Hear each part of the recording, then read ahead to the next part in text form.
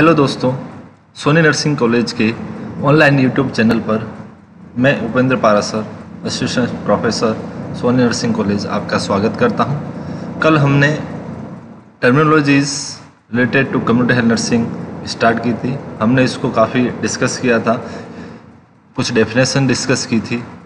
तो आइए आज आगे बढ़ते हैं। उसके पहले मैं आपको बता दूं, भारत के अंदर कोरोना के 4.5 लाख से ज़्यादा पेशेंट हो चुके हैं। राजस्थान के अंदर 15,000 पेशेंट हो चुके हैं। तो इस कोरोना को रोकने के लिए, बचाव के लिए राजस्थान सरकार ने कोविड जागरूकता अभियान 21 जून से 30 जून तक 10 दिवसीय अभियान चलाए हैं, ताकि लोगों को ज़्यादा से ज़्यादा जागरूक किया जाए। इसके लिए सबसे पहले मैं आपको एक पोस्टर्स बताना चाहूँगा। आप इस पोस्टर्स को देखें।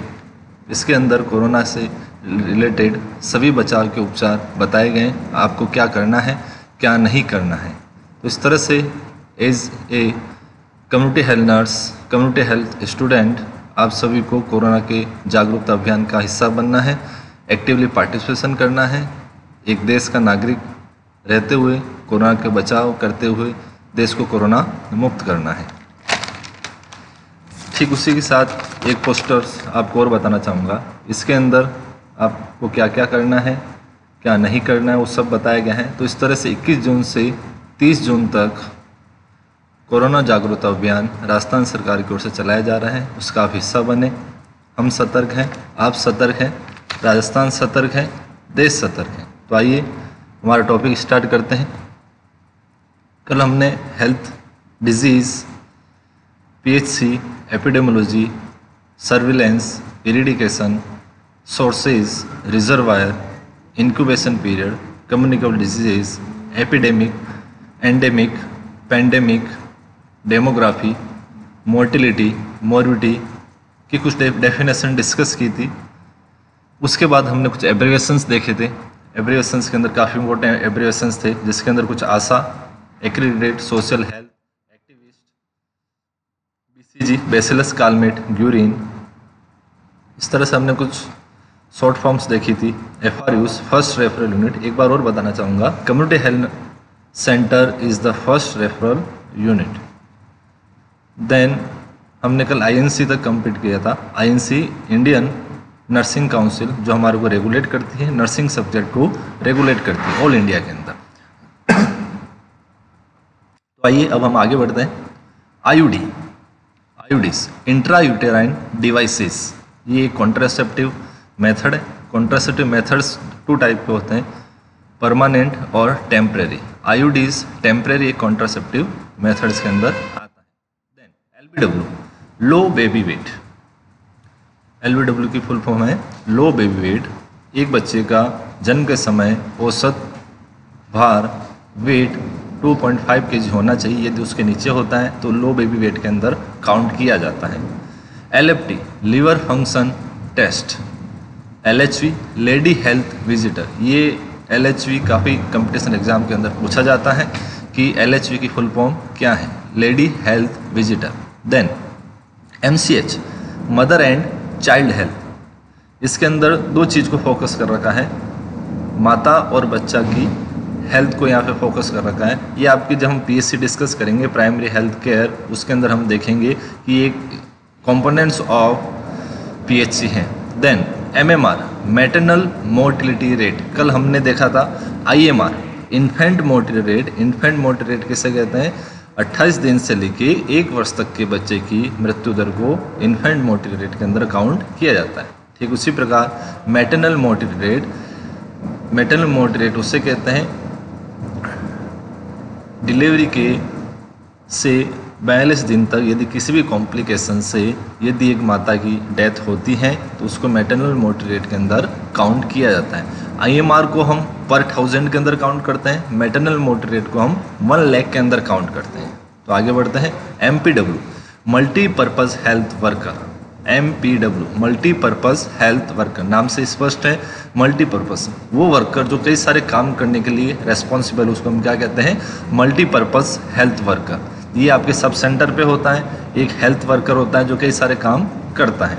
देन MT, मॉन्टेक्स टेस्ट, जो आपके ट्यूबरकुलोसिस टीबी के अंदर किया जाता है मॉन्टेक टेस्ट। उसको जब हम टीबी डिस्कस करेंगे तो उसके अंदर और डिस्कस करेंगे। एमटीपी मेडिकल टर्मिनेशन प्रेगनेंसी एक तरह का अबॉर्शन है जो लीगली गवर्नमेंट के थ्रू एक मेडिकल टीम होती है जो लीगली अप्रूव करती हैं कि इसका अबॉर्शन किया जाना चाहिए या नहीं किया जाना चाहिए। ये आपके कॉन्ट्रासेप्टिव्स मेथड्स की यूनिट के अंदर यूनिट 7 पॉपुलेशन कंट्रोल के अंदर हम डिस्कस करेंगे। Then MLC medico legal case, वो केसेस इसको हम कह सकते हैं आत्महत्या है, जहर खाना है, उसके बाद जो भी इन्वेस्टिगेशंस होती है वो मेडिको लीगल केस के अंदर आता है। जैसे सुशांत सिंह राजपूत उसने आत्महत्या की तो आत्महत्या केस वो किसके अंदर आएगा? मेडिको लीगल केस के अंदर।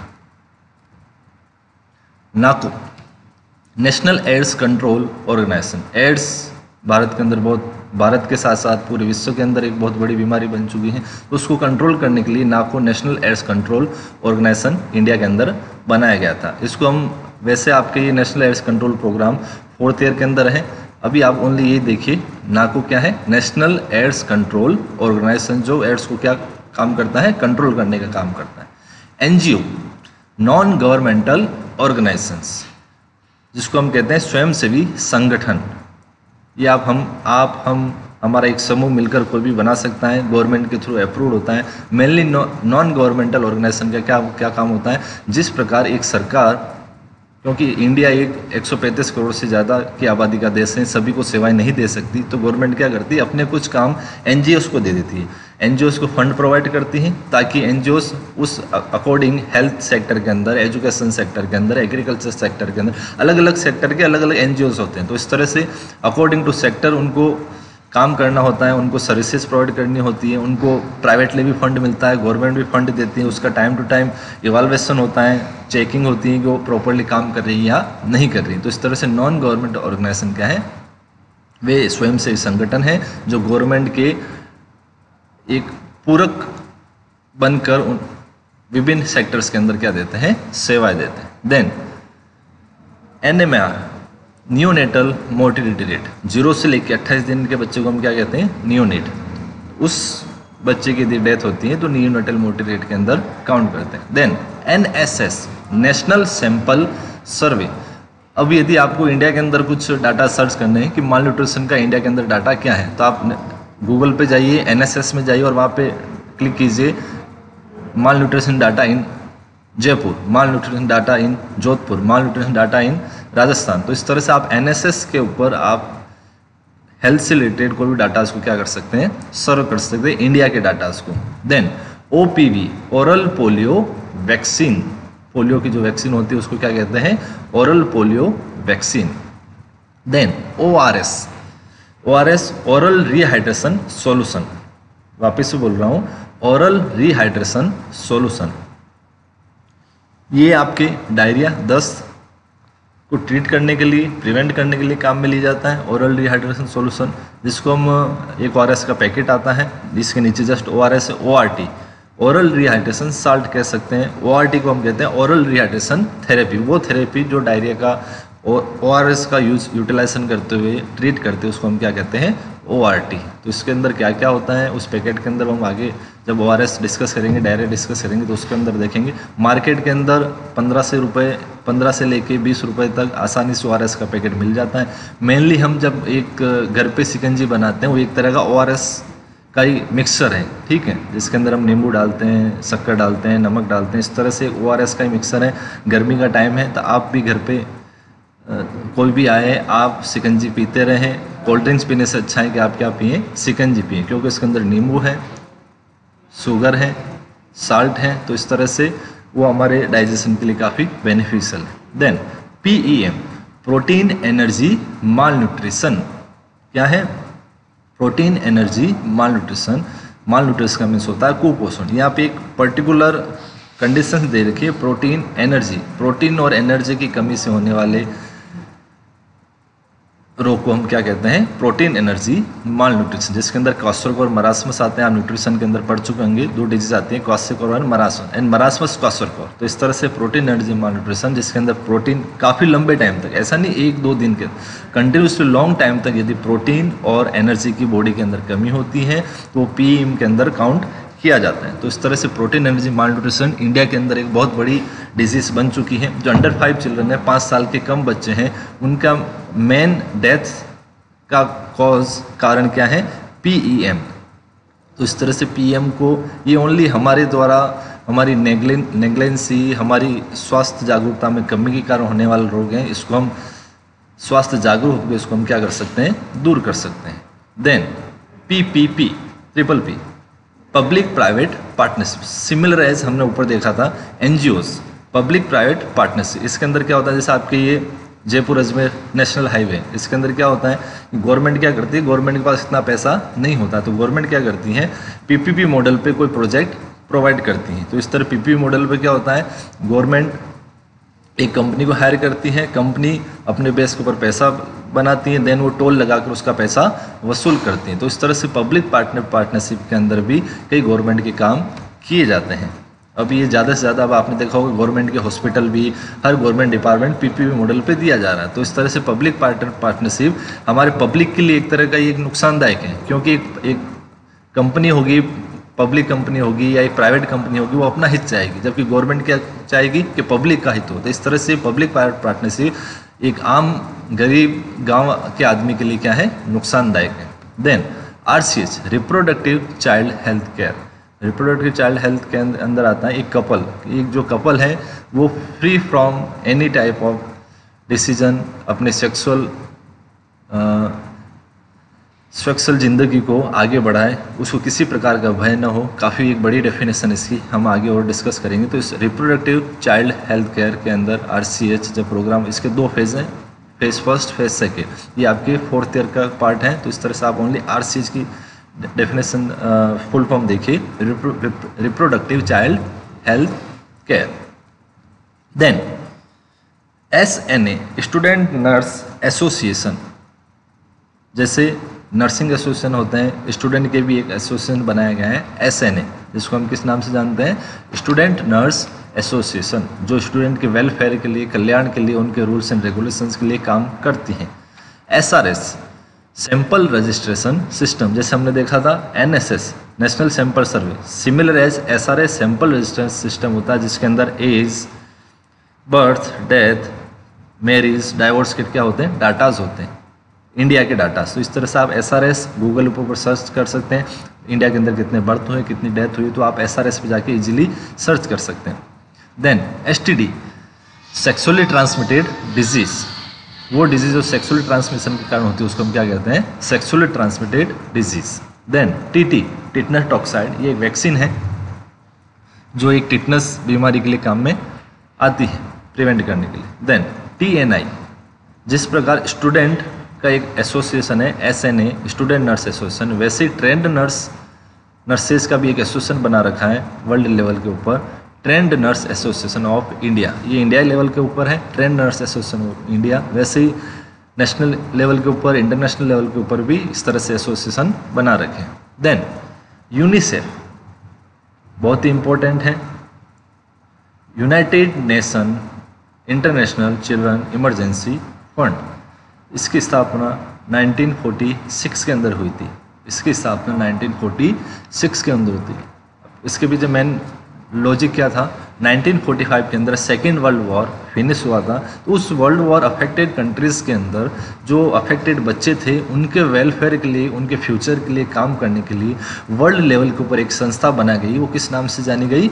UNICEF, United nation international children emergency fund. इस तरह से उन अफेक्टेड कंट्रीज़ के अंदर इमरजेंसी फंड बनाया गया ताकि वो, क्योंकि बच्चे क्या होते हैं? देश का फ्यूचर होते हैं, दुनिया का फ्यूचर होते हैं। तो इस तरह से उनके फ्यूचर को प्रोटेक्ट करने के लिए, सेव करने के लिए ये संस्था बनाई गई थी यूनिसेफ, जो 1946 के अंदर एस्टैब्लिश हुई थी। देन WHO, हम आए दिन सुन रहे हैं WHO ने कोरोना को पैंडेमिक घोषित किया, WHO ने ऐसा किया, WHO ने वैसा किया, WHO ने कोरोना के लिए अच्छा काम नहीं किया। तो WHO है क्या? WHO is the world health organisation, विश्व स्वास्थ्य संगठन। जिस प्रकार यूनिसेफ बच्चों के लिए काम करती है, वैसे WHO वर्ल्ड लेवल के ऊपर हेल्थ को प्रमोट करने के लिए काम करती है। इसका मुख्यालय जिनेवा स्विट्जरलैंड के अंदर है। 7 अप्रैल 1948 को स्थापना की गई थी। 7 अप्रैल 1948 को इसकी स्थापना की गई थी। इसलिए हम 7 अप्रैल को विश्व स्वास्थ्य दिवस के रूप में मनाते हैं। वर्ल्ड हेल्थ डे कब मनाया जाता है? 7 अप्रैल को। क्यों मनाया जाता है? क्योंकि इस दिन WHO की स्थापना की गई थी। इसका हेडक्वार्टर जिनेवा स्विट्जरलैंड के अंदर है। भारत भी इसका एक सदस्य है। ऑल वर्ल्ड के अंदर 7 रीजन्स हैं। जो साउथ ईस्ट एशिया रीजन है उसका हेडक्वार्टर न्यू दिल्ली के अंदर है। तो इस तरह से WHO वर्ल्ड हेल्थ उसका मेन काम क्या है? डिजीज़ का नोटिफाई करना, उसके ऊपर रिसर्च करना, फंड प्रोवाइड करना, गरीब कंट्री से उसको क्या करना है? फंड प्रोवाइड कराना।